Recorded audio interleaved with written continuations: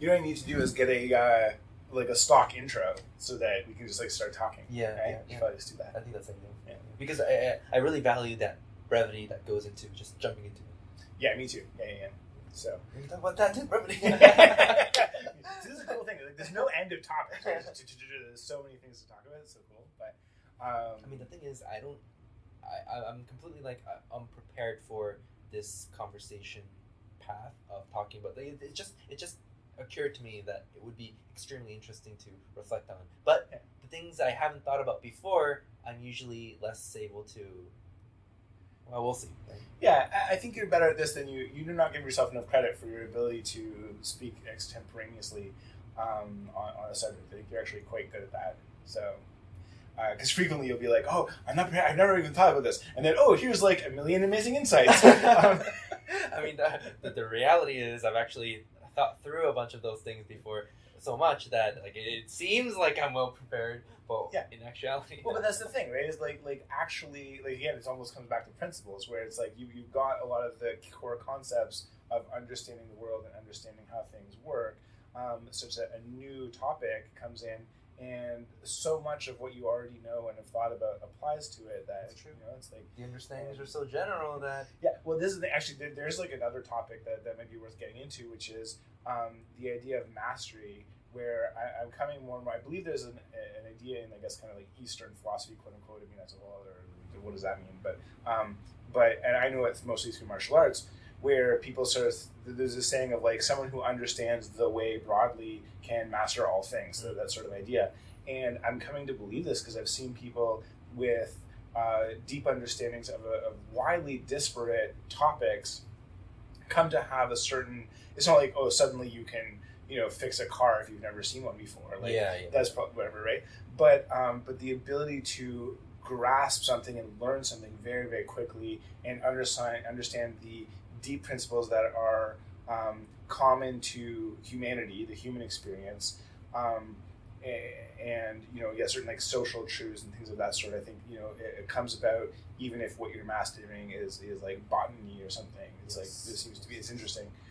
So there's something to talk about there. And I think that there's a wide range in terms of being really good at badminton probably won't prepare you for quantum physics, right? Because like our intuitions just don't like apply there, or astrophysics on the other end of the scale. Those things just aren't intuitive to us as like apes, right? But so many things are. It is that case that mastering something really like prepares you for a wide range of other things. And then there's interesting counterexamples where people are really good at something, but then they're kind of like useless at everything else, right? So it's like it's like something. So exploring what's that difference there? Why is it that some people are? Anyway, so that could be an interesting topic. But anyway, so what you want to talk about here now is the concept of information and its availability in our kind of contemporary context. Yes, that's right. That's right. In order to get compelling things done. Okay. Cool. So, all right. So information. So, like, I heard this quote. I think I got it from some like role playing game. I think it was, but like, it said the quest for truth died with the birth of the net. Now the question is what to do with all that truth. And so I think that's really applicable. It's like there's just endless amounts of information. Yes. You don't know who to trust. Consume. It's so noisy, right? Yeah. And what's really interesting is like you would think that Wikipedia would be the end all, like the shop for any information that you need to get something done. But in truth, there's actually, if you look at like if you're used to looking at each word and looking at each phrase for the marginal value that it gives you, it's actually very generic, right? It gives you a general understanding of something, but it doesn't actually point you to the right way. It doesn't give you that depth to get something done. Yes. And often, and then I actually have done a huge reflection on this, but the very principle that, and the very policy that helps Wikipedia avoid spam and bias is also the same policy that prevents it from making sound recommendations to concrete actions, right? It's like, think about this. It's like if there's a great, let's say, a great website that people can go to let's say test their website's TLS security certificate. It's like, wow, that should be known, right? but it's like, wait a second, by posting that on Wikipedia, you're actually like you're biasing, right? So if you're going to do that, you should create another page that's the list of all security certificate reviewing sites, right? And then that becomes less convenient, and so it's almost like there are very sharp limits to what what an online collaborative encyclopedia will do for us, right? Oh, of course, that said, like right now the value is immense for the same reason that a search engine's value is immense. Can't discount that, but the landscape of information really wants something people can access to get something done more concisely. I think it's really about the conciseness. So yeah, it's interesting. So because I think like I'm trying to learn right now about marketing and promoting things and sales. Like, and what's sort the of process you're going to go through right now? What does the world offer someone like a rational professional who's like trying to learn something to get something done for business or personal interests, right? It's like you're going to go in a search engine, you're going to try to find the right keywords for like marketing, marketing guide or marketing course, right? And it's like what ends up happening is like, are you going to commit like a bunch of money and a bunch of time to like going through a conventional marketing course that's going to take a lot of time and a lot of money, and would be too general for my exactly, and oftentimes it's very general, right? It's not very actionable. Or are you going to kind of do a deep dive into a particular type of marketing and be kind of like blind to the alternatives that you could have chosen? There's like what's and we can and I think people are too content with what do we call this? Like the unique paths that each person, like people are too content with the volatility of information paths that people take. And like by information paths I mean like what path do you actually take? You search a certain keyword, you look at the first link, and then you look at a video there that leads to your YouTube link, and which leads to another YouTube link, but that doesn't lead you anywhere else. So you say you come back to the original point, you look at the second link, you discontinue under the third link that sends you to actually a website about marketing that you're like, oh wow, that sends you to another website, and it's like there's that, and like this is a very chaotic information path, right? Yes, right. And I think people are just too content with people experiencing such different paths, and I think on the one hand it's like it's nice that people are going to develop distinct perspectives on marketing, but it's really nice if there's actually like it's the reason that's problematic is because these information paths are often very faulty, right? They're noisy. There's a lot of low value information that people have to skim through, and people honestly waste a lot of time trying to find the information that they actually need, right? Like what people are actually looking for is like one place they can like one place where they can like actually like navigate through to understand marketing, not only generally but through the entire sequence of specificity, that they can get something done in the end, right? Yeah. It was very difficult. Yeah, because so like I could learn everything about marketing, say for free, off the internet, because like there's so much information available. But there's a trade-off about my time, right? My time, energy, effort, and so I would much rather pay someone to be my coach. And so I'm happy to do that, but even finding someone who's actually helpful is very challenging. So this is a bit of that paradox there, where it's like, since I don't know anything about this particular topic, you don't even know what a good coach looks like, right? What a good coach would know, what questions to ask them to test whether they're a good coach or not, right? Yeah. So do you have any thoughts about like how do you circumvent this problem? I've done another reflection on this whole topic too, about the future of the landscape of information, and that gets actually really compelling. But I think we'll see the rise of super concise guides and like guides that point to the best resources. Like if you have professionals who are truly masterful at their fields, or people who know how to, like people who understand knowledge, people who understand learning and education really well, can like point people to the right resources. And the beauty of this is the resources are available. It's just that people can't find them very quickly because of how big the internet is. Which right? is ironically, I guess you could call that a marketing problem. Uh-huh. Right? Yes. So, which is interesting. I heard a quote that there's no problem that can't be solved by the appropriate application of marketing, which is interesting. But you could also view it economically, right, as a problem of the free flow of information in terms of letting me know what product or service is available at what price and where and all that sort of thing. Because I mean, there's certainly someone who could help with my exact situation perfectly for a price that I would find like, wow, that's so reasonable. I just don't know where they are, right? So that's the tricky bit. So, but I almost wondered, like, I mean, do we need some sort of like AI system to help connect us? Because it seems almost beyond the scope. Because the challenge is, like, let's say that we have a website that lists what the creator believes to be the best resources on whatever. Because I'm different, my situation is different, I might look at that and be like, yeah, it's good, but, you know, it's not perfect. So I might find someone else's list to be, you know, better. More helpful. Exactly.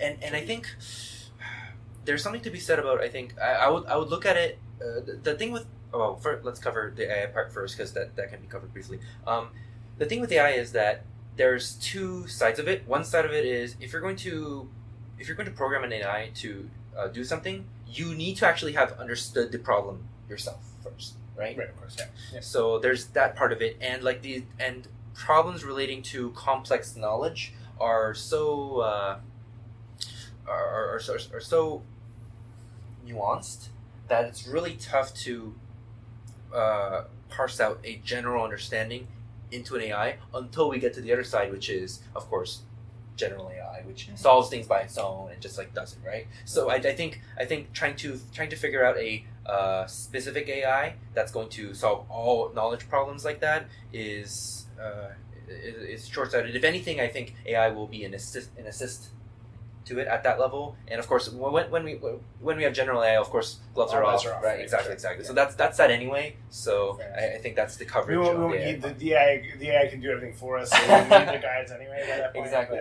Like the solutions become a lot easier to just briefly talk about at that point in time, right? Makes sense. And I think so. That aside, there's we were talking about what the marketing side and so the general way we should think about this. It's number one is like number one is trust, and number two is like the actual experience of you going through content. To kind of like and what I mean by that is if you trust a source like really powerfully, then you're like, all right, let's go into the content right away, right? Yeah. And then once you go into the content, you either get your trust validated or not, right? Yeah. And then if that experience yesterday. Yeah. Yes. I'd be like, ooh, no, I shouldn't have trusted. Yeah. Exactly. So I mean, hopefully the trust is well founded, and then you actually do go through the content, and well, now it's a question of what does that content look like, right? And I would say a good kind of thought experiment to have is what would the best let's say 1,000 words be to solve your marketing query, right? So it's like, wow, and then you can also think about the difference between your personal needs and the needs of an audience, right? So general needs of an audience. So what may be like of those 1,000 words, if you cater those 1,000 words specifically to you, then it can be extremely powerful, right? Sure. But that means that 1,000 words might be not as effective towards the rest of the entire audience. Right. Therefore, there's a bit of a trade-off there. Yeah. Right. So you got to make it niche enough, laser focused enough that you get a target market, but not so narrow that you're only hitting one individual. So you got to find a balance there. Yeah. Okay. But the point is it's tricky, right? So this whole idea of information, accessing information.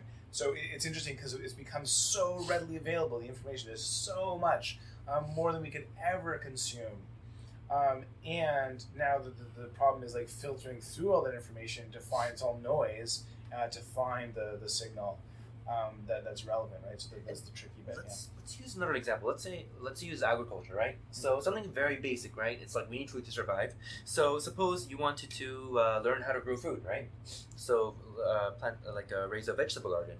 It's like there are like where should you start, right? Where should you point the average person, an average audience of the modern world, on which path to being able to actually grow a vegetable garden, right? Okay, yeah. So that reflection is very interesting because it leads you to think about like, okay, which concepts should be introduced first? Should we actually start off by recommending like a kit, right? Because of course kits are very convenient, right? Everything in one place. Or maybe like at what point should it switch from theoretical to hands-on, Right. and when back again? Maybe which parts of this information path is best explained by a video, which are best explained with the diagram, and so there's an order to things. But some people already know certain of the basic parts, right? Like it's like even something as basic as, well, plants need soil, sunlight, and water, right? It's like, yes, of course they do. This brings up a problem that most people, even experts at a topic, don't auditionally have the skill set of teaching, and that's a huge insight. Right? That's a big insight. Yeah. So I'm one course away from completing a certificate program on instructing adults, and I don't know if I'll bother finishing the last course, but. So I thought, oh, well, this is what I kind of do for a living. I teach people. I'm going to get, but no, I learned a ton from this thing. And so this idea of being able to break things down into digestible pieces, figuring out what order those pieces should go in, presenting them in the best way for the given audience, like these are, and so many people who are experts on a thing, they don't have that ability to transmit that knowledge, and sometimes they don't even have the introspective capacity to understand the true sources of their success. Yes, that's a big problem. It's almost like there's like in the mind, like a mastery of something. It's almost like it's a very chaotic, not chaotic, but like it's a very fuzzy. It's a very fuzzy sector in the mind. Yeah. And behind that is like the truths of the order of the concepts in which they were learned, and the examples and real world experiences that they've encountered, from which they've derived certain understandings. Yeah. But they don't. A professional might not be able to reflect on those discrete pieces of information with that much clarity. Right, and that's actually what I think it is. It's a question of how clearly do you understand the source of your mastery. Right.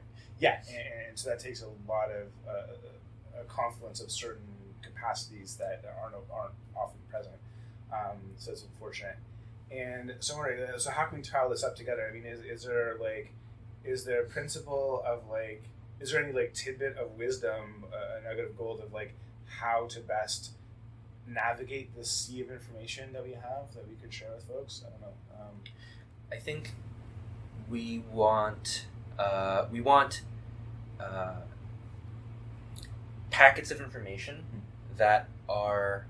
I think we need a bit more actionable information overall, right? And we want packets of information that are geared towards that are very powerful for audiences, right? Specific, like not too specific an audience, but like audiences, and then that way people can come into that article or guide or series and just be able to cover that whole topic concisely to the point where they can do something like that, and for there being multiple alternatives of such packets, and then people being able to kind of pick and choose among them, and then kind of gravitate towards hubs of these of articles and such. Yeah. That's I think where the future should head. Yeah, because it'll just help people get things done. So it's like, my goodness, how hard can it be to list out all the key concepts? Like if you're looking at the example of growing food again, it's what you realize is that school, for example, has a large part of it is, of course, the structure, their in-person structure of it all.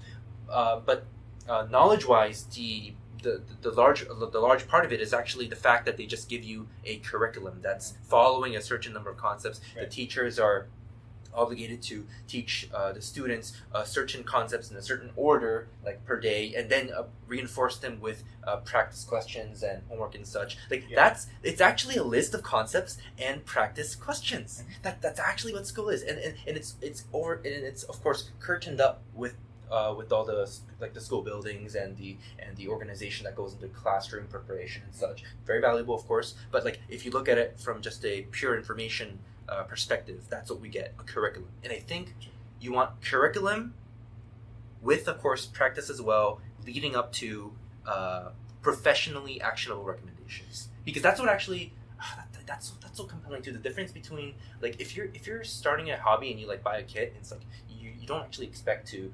You shouldn't expect to use that kit in a real setting. If you're building a kit to build a, let's say, a some kind of infrared garage door detector, then you shouldn't try to you shouldn't expect that to be working properly in your actual garage, because it's probably going to fail because of various mistakes that you may have made. It's going to fail under certain conditions, humidity, moisture is going to infiltrate. If you wanted that reliability, you would just buy a pre-made one. Exactly. Right? So your intention should actually be to be learning as much as you can from that kit, and then it's really the stark difference between learning experiences and professional experiences. Yes, that makes a lot of sense.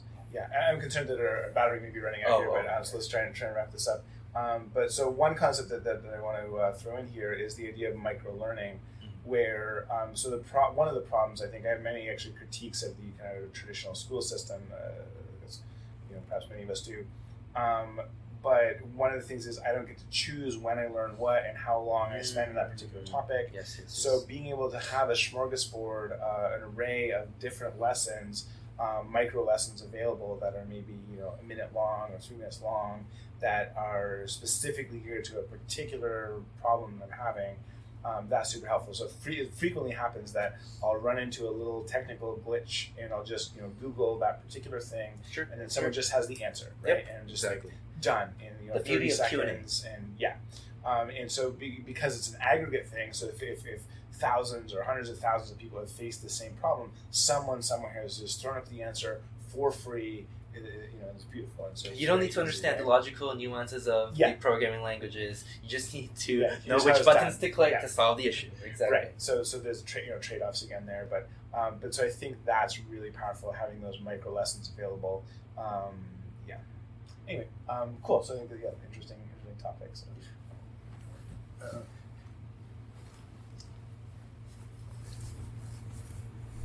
It may have shut off at some point.